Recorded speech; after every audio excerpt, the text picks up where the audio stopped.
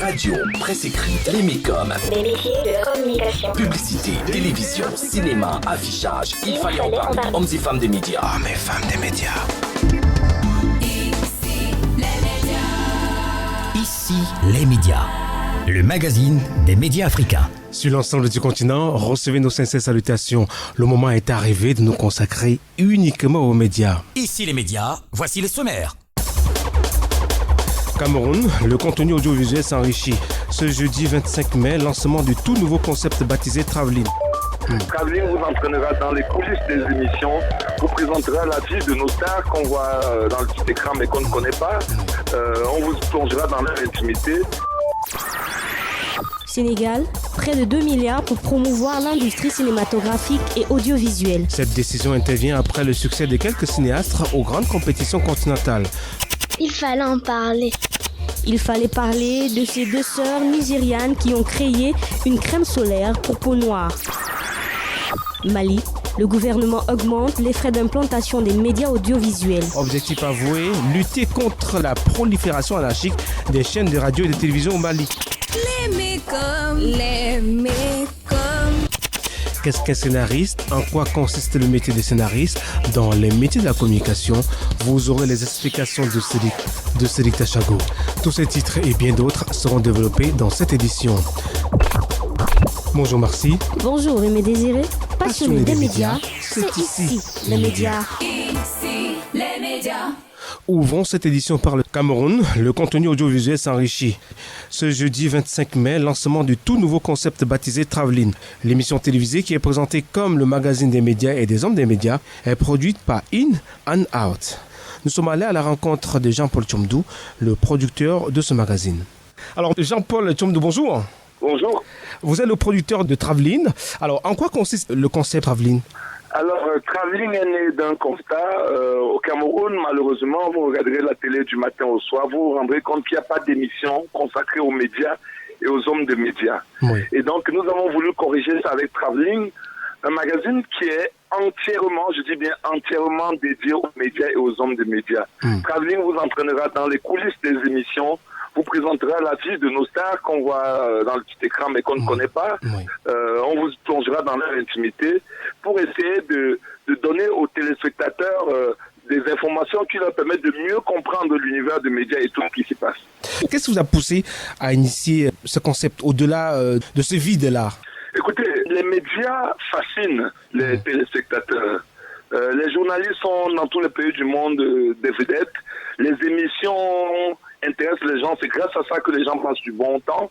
Et on ne peut pas, au Cameroun, ne pas développer un concept qui permette de voir le décor et l'envers du décor. Comment est-ce que le journal télé est préparé? Voilà. Comment est-ce qu'une émission est produite? Quelles sont les différentes tâches qui incombent à un journaliste qui va faire un reportage sur le terrain? Comment est-ce que la presse se prépare, s'imprime? C'est autant de sujets que nous avons pensé pertinents et intéressants pour les téléspectateurs, et nous avons décidé de leur montrer vraiment la vie dans les médias et en dehors des médias, et surtout la vie des hommes de médias. Donc voilà, on a voulu juste corriger ce que nous trouvons comme une injustice, d'autant plus que des émissions qui étaient censées s'intéresser aux médias au Cameroun sur les chaînes de télé sont devenues plutôt des émissions politiques. Il laisse très peu de place aux journalistes. Monsieur Jean-Paul Tchomdou, des concepts médias, on en a vu, vous n'êtes pas à votre premier coup d'essai. Vous êtes sorti avec carrière, avec stratégie, avec ce nouveau concept. On a plutôt l'impression que la production des contenus rapporte un peu d'argent. Écoutez, ce que je veux dire, c'est que on a pris l'engagement de produire des émissions de qualité. On ne va pas s'arrêter. Traveling n'est pas la dernière émission qu'on va produire. Je pense qu'en 2018, on aura de nouveaux produits de In and Out. On a un modèle économique simple. Les émissions au Cameroun se financent exclusivement par la publicité. Mais avant qu'un annonceur ne vous suive, montrez-lui de quoi vous êtes capable. Voilà Traveling qui démarre, il n'y a aucun annonceur derrière. Mais on ne s'en fait pas, parce qu'on va offrir un programme de qualité. Qu'est-ce que les annonceurs veulent? Les annonceurs veulent les téléspectateurs agglutinés devant leur petit écran pour regarder des émissions. Et quand on va leur donner les scores de Traveling, je ne doute pas un instant que les annonceurs n'auront pas d'autre choix que de venir communiquer dans Traveling. C'est ce qui s'est passé avec Carrière.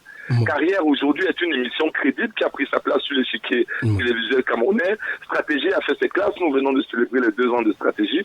Tout le monde est unanime à dire que c'est un programme de qualité Et donc, les programmes de qualité intéressent de plus en plus les téléspectateurs.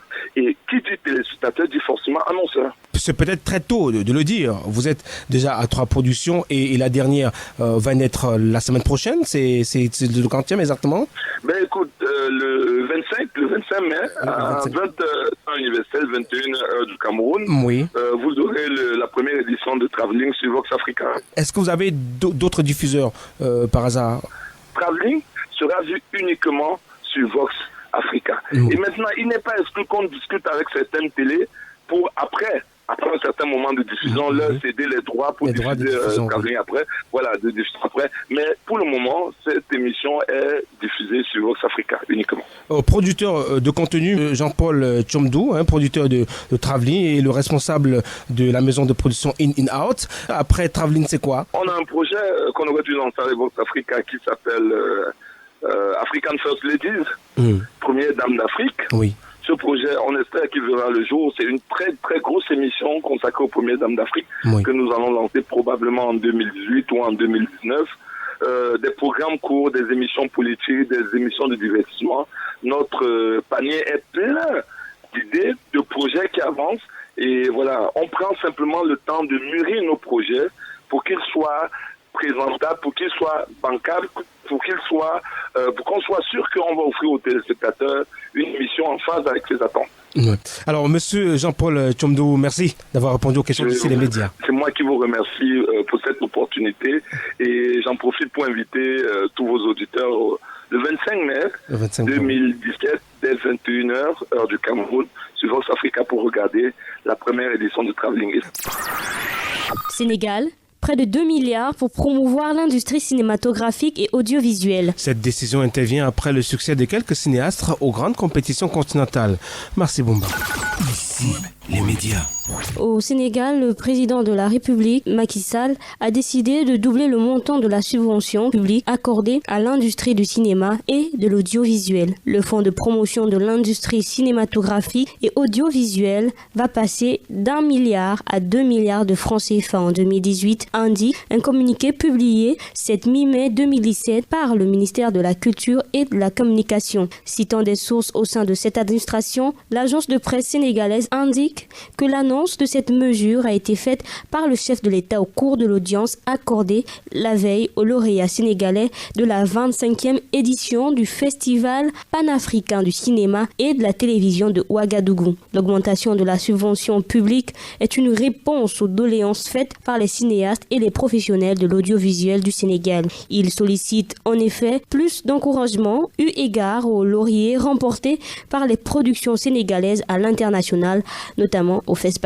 En 2013, la subvention publique était passée à 1 milliard de francs CFA après le succès d'Alain Ngomi. Les 2 milliards francs CFA qui seront désormais affectés prendront en compte le budget de fonctionnement du fonds de promotion de l'industrie cinématographique et audiovisuelle qui oscille entre 100 et 150 millions de francs CFA. C'était Marcy Boumba à Libreville. Ici, les médias. Il est juste derrière Olivier Nkayu. Bonjour. Bonjour Aimé Désiré, bonjour à Marcy et bonjour à tous les auditeurs de Ici les médias. Alors Olivier, que peut apporter une telle subvention à l'industrie du cinéma sénégalais ? Alors, il faut préciser que le cinéma, c'est un grand vecteur de tourisme, de publicité et c'est aussi un secteur à travers lequel on peut faire un très très grand nombre de choses. Un État peut se vendre à travers le cinéma. Les États-Unis ont démontré leur toute puissance à travers le cinéma. Et donc, je pense que cette subvention dont bénéficie le secteur du cinéma au Sénégal est une très très bonne chose parce que le cinéma, effectivement, avec 1 milliard de francs CFA, c'est pas assez parce que le cinéma, ça coûte très très cher. Pour tourner un film intéressant qui puisse être projeté non seulement au Sénégal mais à l'extérieur, parce que c'est ça l'enjeu. L'enjeu, c'est que le cinéma sénégalais se vende à l'extérieur, s'exporte, et il faut faire appel à de très très bons acteurs qui, de façon générale, coûtent assez cher. Il faut faire appel à de bons réalisateurs. Il faut avoir du très très bon matériel. Et surtout, il faut pouvoir distribuer le film. Or, la distribution d'un film se fait sur des critères de qualité. si un film n'est pas de qualité, s'il n'y a pas de bons acteurs, s'il n'y a pas une bonne réalisation, s'il n'y a pas un bon environnement, parce que même l'environnement dans lequel le film a été tourné, c'est très important. Et pour ça, il faut un budget conséquent. Et aujourd'hui, si le cinéma africain, entre guillemets, a du mal à décoller, c'est parce que, il n'y a pas assez de moyens dans ce cinéma. Les acteurs qui sont très bons, on n'arrive pas à les avoir parce qu'ils coûtent un peu plus cher. Les bons réalisateurs, on n'arrive pas à le mettre la main dessus. Et surtout, les scénaristes, et même le scénario doit être de très bonne qualité. Or, même les scénaristes coûtent cher, les metteurs en scène coûtent cher, parce que le cinéma, quand on le perçoit, on a juste l'impression que c'est des gens qui se sont mis ensemble et qui ont décidé de se mettre là et de faire un jeu de rôle, mais il y a beaucoup de mains derrière. Et aujourd'hui, par exemple, on voit la difficulté qu'a, par exemple, l'industrie du cinéma nigérian ou ghanéen qui produisent beaucoup de films, mais qui, au niveau international, ou moins du moins hors de l'Afrique, ne marchent pas très fort, parce qu'il y a un problème de doublage. C'est des films qui ne peuvent pas être projetés en salle. C'est des films qui vont être dans la consommation locale uniquement, à la maison, et parfois communautaire. Mais, voilà, c'est des consommations communautaires, comme tu dis, mais c'est pas des films qui vont être projetés dans les salles parce qu'il y a un problème encore au niveau de la réalisation. Peut-être qu'il faut saluer au passage Olivier, Nollywood TV, qui fait des efforts pour la traduction. Effectivement, oui. C'est pour ça que je dis que le cinéma, c'est quelque chose qui nécessite de gros moyens. Nollywood TV, la chaîne, marcherait très très fort si, au niveau de la traduction, il y avait quelque chose de parfait. Mais on voit que les traductions sont approximatives, les voix ne sont pas toujours très nettes. Un acteur qu'on voit aujourd'hui a une voix, demain il a une autre voix. Dans le cinéma qui est implémenté, chaque acteur a une voix française, une voix espagnole, une voix mexicaine, une voix en anglais. Voilà. Donc, il faudrait que Nollywood, qui est une industrie assez organisée au niveau de la productivité, ils produisent beaucoup, mais ils ont encore ce problème qui fait que au niveau international, ils sont pas dans la norme, malgré tout l'argent qu'il y a par contre là-dessus, mais c'est pas encore très très professionnel. Alors Olivier, est-ce que le cas du Sénégal peut faire école en Afrique? C'est tout le mal qu'on peut souhaiter, ou du moins tout le bien qu'on peut souhaiter, parce que, comme je viens de le préciser, il y a beaucoup de talents en Afrique. Moi, je pense encore au cinéma. C'est pas un hasard si le festival du cinéma se tient à Ouagadougou, parce que là-bas, il y a très très bons acteurs, mais on voit qu'il n'y a pas de moyens pour soutenir les productions. Or, aujourd'hui, il faut absolument que ça fasse cas d'école. D'ailleurs, le marché du cinéma au niveau du Cameroun, il se porte très très bien parce que il y a des jeunes réalisateurs qui essaient de faire ce qu'ils peuvent, mais une fois de plus, on se heurte à un problème de moyens. Les hommes d'affaires africains, une fois de plus, moi je les interpelle et je ne cesserai jamais de les interpeller. Aujourd'hui, c'est une opportunité. On peut investir dans le cinéma parce que ça peut rapporter. Un film de bonne qualité se vend bien. On se souvient encore d'une très bonne production camerounaise, Paris à tout prix. On a vu ce que ça rapportait parce que c'était une production de qualité. Et quand c'est une production de qualité, il n'y a rien à faire, ça marche. Or, pour avoir une production de qualité, il faut avoir des moyens. Et donc, voilà pourquoi tout le monde devrait suivre, pas seulement les États, mais même les hommes d'affaires qui voudraient en cela des opportunités. Que peut-être que les hommes d'affaires en Afrique manquent de vision sur les opportunités, eh bien le cinéma en est une opportunité qui devrait saisir et une opportunité qui pourrait forcément leur apporter beaucoup. Merci Olivier Nkayu. Écoutez, c'est moi qui vous remercie d'ailleurs. Je vous souhaite à vous et ainsi qu'à Marcy qui est avec vous et à tous les auditeurs une très très bonne semaine. Merci. C'était Olivier Nkayu, notre correspondant à Strasbourg. C'est en France. Marcy qui est à Libreville, au Gabon. Mali. Le gouvernement augmente les frais d'implantation des médias audiovisuels. Objectif avoué, lutter contre la prolifération anarchique des chaînes de radio et de télévision au Mali. Karine Mambo. Ici, les médias. Effectivement, Aimé Désiré, au Mali, la réglementation vient de changer en matière de frais d'implantation d'une chaîne de radio ou de télévision. Les montants ont été revus à la hausse par un décret gouvernemental signé ce 9 mai de l'an de grâce 2017. Il modifie l'arrêté interministériel du 1er mars 2017 visant le montant et les modalités de paiement des frais de délivrance de l'autorisation d'établissement et d'exploitation des services de communication audiovisuelle. Pour l'implantation d'une chaîne de radio ou de télévision Aimé Désiré, le demandeur payera plus cher les frais d'études et de droit d'accès. Pour le service de radio, les montants vont désormais de 800 à 3 500 000 francs CFA. Pour le service de télévision, il faut payer entre 2 700 000 et 5 500 000 francs CFA.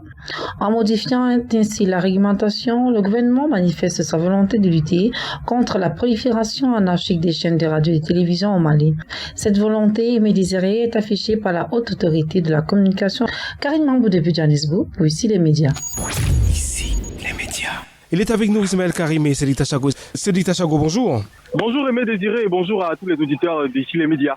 Alors, augmenter les frais d'implantation des médias audiovisuels au Mali, est-ce que cela ne peut pas concourir à l'amélioration de la qualité des médias d'une certaine façon ? Eh bien, pour répondre à votre question, parlant d'amélioration de la qualité des médias, je pourrais d'abord paraphraser cette boutade du président de la République camerounais Paul Biya en disant que ne crée pas un média qui veut, mais qui peut. Parce que on se dit, la création d'un média, ça doit respecter un certain nombre de paramètres. Donc il faudrait que les investisseurs qui se lancent dans ce domaine aient quand même les coudées franches pour pouvoir mettre sur pied de véritables entreprises de presse. Parce que on le dit, on est aujourd'hui dans la recherche des véritables entreprises de presse, mais pas des petites sociétés qui pourraient être créées et mourir le lendemain. Donc il faudrait éloigner des aventuriers qui peut-être n'ont pas assez de poids ou sur le plan économique pour pouvoir subvenir à toutes les exigences d'un média. Donc il y a ce côté moyen qui certes permettra de fournir en termes de matériel et tout, mais il est certes important de souligner que c'est pas suffisant parce que pour atteindre la qualité, comme vous le demandez, Médicéré, il faut dire qu'il faut dans ces médias des hommes et des femmes capables de fournir un résultat de bonne qualité. Il faudrait des professionnels qui maîtrisent les rouages du métier et se dévouent quotidiennement à la tâche. Et c'est ce qui manque un peu chez nous. C'est-à-dire on ne retrouve pas forcément the right man to the right place. Chacun n'occupe pas forcément la place qu'il faut. Il ne fait pas forcément ce qu'il faut pour que les choses avancent. Il faudrait, on le dit, je le soulignais, qu'on ait dans ces médias des véritables professionnels qui suivent la ligne éditoriale du média pour que cela puisse être véritablement respecté et que les téléspectateurs qui consomment ce qui est diffusé puissent effectivement constater que sur le point qualitatif qu'il y a des améliorations. Aujourd'hui, on voit plutôt des chaînes où des managers pêchent et négligent ce côté. Forcément, la qualité en pâtit et cela prend un sérieux coup, et mes désirés. C'était Sedita Chago, notre correspondant à Douala, c'est au Cameroun. Ismaël, bonjour. Bonjour à tous, auditeurs d'ici les médias. C'est une fierté pour moi d'être là. Alors Ismaël, vous êtes à Paris. Quel impact peut avoir une telle décision sur les promoteurs des médias ? Écoutez, je veux déjà dire que il est temps déjà pour le Mali et même sur le continent que l'on puisse avoir le contrôle des choses et qu'à un moment donné l'État frappe la main sur la table. Et je crois qu'en réalité, ce n'est que une décision qui peut être saluée. Et puis voilà, l'impact. Je pense pas quand même que l'impact serait totalement négatif. Au contraire, l'impact est à mon avis positif dans la mesure où cela permet quand même de réguler ces secteurs qui font en sorte que s'il faut qu'on peut connaître un petit peu de l'argent et que l'on puisse mettre sur pied une radio, quand on peut déjà acheter un micro et peut-être 2 équaliseurs et même un émetteur, et on se permet donc de dire qu'on est patron de radio, alors donc voir sur quelle amplitude ces radios émettent. Donc juste dire qu'il y a ceci sur le continent, le fait que des radios et des télévisions poussent comme des champignons un petit peu partout et sans ligne éditoriale, sans qu'il y ait quand même une certaine normalisation des choses. Je crois qu'à un moment donné, il faut juste saluer l'initiative du gouvernement malien. D'accord, merci Ismaël. Ne partez pas, je vous en prie. Il fallait en parler. Il fallait en parler. Il fallait parler de ces 2 sœurs nigérianes qui ont créé une crème solaire pour peau noire. Philomène Jussi. Chinelo Chidozie et Ndidi Obidoa, ce sont les noms de ces 2 sœurs nigérianes dont le pari est d'apporter des solutions à un problème que rencontrent généralement les femmes et les hommes à la peau noire. Ce problème est celui de la rareté des produits adaptés à ce type de peau. Elles ont pour cela lancé une gamme de beauté dénommée Bolden, créée pour combler l'écart évident dans le marché des produits de la beauté pour la peau noire. Dans leur gamme de produits, il manquait jusque-là la crème solaire, dont les communautés noires se servent peu, mais qui est capitale pour la santé de la peau d'après plusieurs spécialistes du sujet. Chinelo Chidozie raconte qu'elle a réalisé qu'elle passait beaucoup de temps à l'extérieur au soleil et qu'elle devrait probablement avoir besoin d'une crème solaire. Elle explique avoir acheté 2 marques différentes pour essayer, mais finalement elle a été déçue. C'est alors que Chinelo et sa sœur Didi ont décidé qu'il était temps de créer une crème solaire spécifiquement pour la peau noire à travers la ligne de beauté Bolden. À l'issue d'une enquête, elles vont réaliser que beaucoup de noirs n'utilisent pas de lotion solaire parce qu'ils ne voient pas les dégâts sur leur peau immédiatement. Selon un rapport de la Fondation du cancer de la peau publié en août 2016, 63% des participants afro-américains avaient déclaré n'avoir jamais utilisé de protection solaire. Pour revenir à la crème proprement dite, elle a été développée avec une formule qui agit plus comme un hydratant qu'une crème solaire. C'est un sérum de couleur crème qui sèche clairement sur la peau. Chinelo déclare: nous l'avons testé sur nous-mêmes et sur différents teints et les commentaires ont été extrêmement positifs. Les gens sont très heureux que nous élargissions les choix des produits qui fonctionnent vraiment bien pour leurs problèmes de peau. Elle nous dit également, la dame, qu'outre le risque de cancer, l'exposition au soleil peut causer l'apparition des rides. Ici, les médias. Burkina Faso, les patrons des médias privés réclament le paiement des factures de l'État. Cette facture s'élève à près de 1,3 milliard de francs CFA. Elle court sur la période de 2013 à 2016. Merci Bumba. Ici, les médias.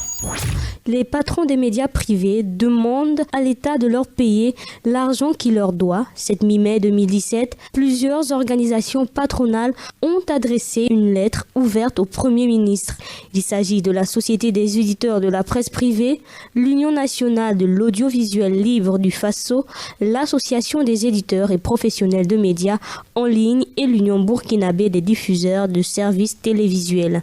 La lettre demande l'appurement des factures impayées depuis des années. Les auteurs de la correspondance rappellent que le 16 septembre 2016, au cours d'une audience, le chef de l'État, Roch-Marc Christian Kaboré, avait promis d'instruire le gouvernement aux fins de payer les factures dont les médias nationaux ont besoin pour survivre. Quelques mois plus tard, il y a eu la rencontre du 17 mars 2017 avec le ministre de la Communication et des Relations avec le Parlement.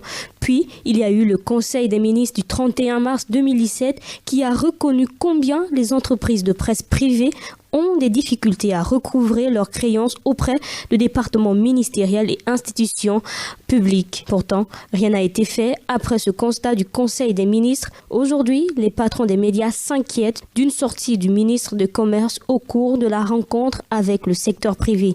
Ce dernier a déclaré que le gouvernement a apuré sa dette intérieure, ignorant les quelques 1,3 milliard de francs CFA que les entreprises de presse publiques et privées réclament à l'État sur la période 2013-2016. Face à l'attitude du gouvernement, les patrons de presse menacent d'entreprendre désormais toute initiative qu'elles jugeront utile en vue d'obtenir le recouvrement intégral de leurs créances. Ici, les médias. C'était Merci Bumba. Algérie, le gouvernement annonce l'octroi d'agrément à une dizaine de chaînes privées. C'est une décision assez rare en Algérie. L'autorité de régulation de l'audiovisuel dit vouloir mettre de l'ordre dans le secteur médiatique. Philomène Dussi. Ici, les médias. De nouvelles chaînes de télévision seront autorisées prochainement en Algérie. L'annonce a été faite ce 14 mai 2017 par le ministre de la Communication, Hamid Green. Il a indiqué que des agréments seront octroyés à une dizaine de chaînes de télévision. Selon le ministre, cette mesure permettra d'augmenter le nombre de chaînes de télévision dites légales par opposition aux médias clandestins. À plusieurs occasions, il a ainsi qualifié la quarantaine de chaînes de télévision domiciliées à l'étranger et émettant en Algérie sans la moindre autorisation. Ces chaînes incriminées sont souvent représentées dans le pays via des bureaux et un personnel en activité. Jusqu'ici, l'Algérie ne compte que 4 chaînes disposant d'un agrément. Monsieur Green s'est engagé à mettre de l'ordre. En 2016, l'autorité de régulation de l'audiovisuel a été mise en place. Puis, cette instance a préparé et adopté le cahier des charges des médias audiovisuels. C'est l'autorité de régulation de l'audiovisuel qui traite les dossiers de demande d'agrément. Le responsable rassure que l'instance de régulation a tenu compte du comportement des médias ayant fait la demande d'agrément, notamment les chaînes qui étaient autorisées à couvrir la campagne électorale des législatives du 4 mai dernier. Ici, les médias. Alors, il est en ligne avec nous, il n'est pas parti. Ismaël, certaines langues estiment que cette décision de l'autorité de régulation de l'audiovisuel vise à écarter les médias de la diaspora algérienne de la gestion des affaires du pays. Que pensez-vous de cela ? Mais c'est quand même surprenant venant de l'Algérie quand on sait qu'il y a peu le même gouvernement algérien donc suspendait une chaîne parce qu'elle n'a pas payé les factures au moment des élections. Donc vous comprenez quand même que là on est habitué à ces gouvernements qui à un moment donné manipulent la communication, le secteur de la communication quand il veut. À un moment donné on sent que les médias de la diaspora dérangent et quand on sait qu'ils ne peuvent pas manipuler les médias de la diaspora comme ils veulent, comme quand ils veulent. Donc à ce moment on essaie donc de diversifier, d'étendre un peu notre champ sur des médias d'Andria pour avoir la même mission eux et pour leur permettre de fonctionner comme ils veulent. Sinon, comment comprendre que en Algérie, dans ce pays qu'on se dit c'est un grand pays d'Afrique, à un moment donné, on laisse donc certaines chaînes aller donc sans payer donc la redevance audiovisuelle. On les laisse aller sur l'égide de la tolérance administrative. On sait très bien que c'est une manière de les tenir et qu'au moment où ils vont pouvoir donc lever la tête, à ce moment-là, on va donc les frapper sur le doigt et leur rappeler qu'ils n'ont pas payé la redevance audiovisuelle, si possible même leur fermer. C'est-à-dire qu'on choisit les événements qu'ils vont couvrir et on choisit les événements qu'ils ne sont pas censés couvrir parce qu'ils sont censés déranger. D'accord. Merci Ismaël Karim. C'est pas grave, c'est moi qui vous remercie. C'était Ismaël Karim, notre correspondant à Paris. C'est en France. Les métiers de la communication. Qu'est-ce qu'un scénariste ? En quoi consiste le métier de scénariste dans les métiers de la communication ? Voici les explications de Cédric Tachago. Loin des caméras et des plateaux de tournage, le scénariste invente des histoires pour le cinéma et la télévision. À la demande d'un réalisateur ou d'un producteur, il bâtit la trame du futur film. En général, son travail consiste à construire une histoire, des personnages et des dialogues. Il a la charge de fournir au réalisateur le fil rouge de sa future œuvre. Tout commence par une documentation méticuleuse. Pour écrire, par exemple, sur les pygmées du Sud Cameroun, il faudra dépasser le cliché habituel d'être de petite taille. Le scénariste va chercher partout où il le peut des infos sur les mœurs, l'histoire, la vie quotidienne de ses personnages. Puis vient l'écriture du synopsis, qui est une version schématique du scénario. Ensuite, l'écriture et le développement du traitement et enfin l'étape finale, la rédaction du scénario proprement dit. Le scénariste intègre à la fois des indications techniques et des dialogues. Il peut adapter un roman ou une bande dessinée. Le travail de scénariste varie beaucoup en fonction du support pour lequel il écrit. Pour le cinéma, les producteurs, le réalisateur et le scénariste se mettent préalablement d'accord sur un synopsis avant que le scénario ne soit écrit à proprement parler.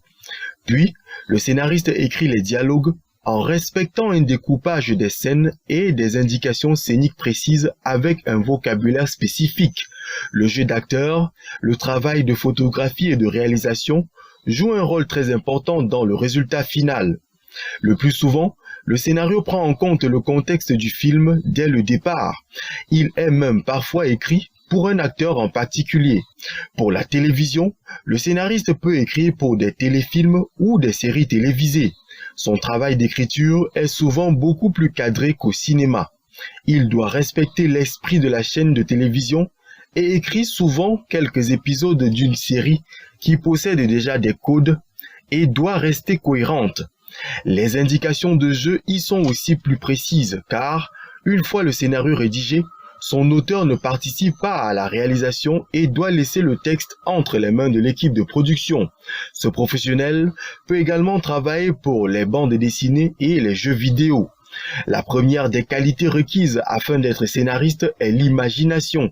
Il faut porter en soi l'envie de raconter une histoire, de créer une situation complètement inédite avec des personnages inventés de toutes pièces. Il est également nécessaire de se montrer ouvert à toutes les sources d'inspiration et de cultiver sa créativité en lisant et en regardant le plus de films et de séries. Comme pour tous les métiers artistiques, une grande ténacité et le sens du relationnel sont indispensables pour se frayer une véritable place. Ainsi, les métiers de la communication étant divers et variés, à vous de tracer votre chemin. Maintenant que vous savez en quoi consiste le métier des scénaristes, à vous de prendre la bonne décision pour une meilleure intégration dans le monde de la communication. Ici, les médias.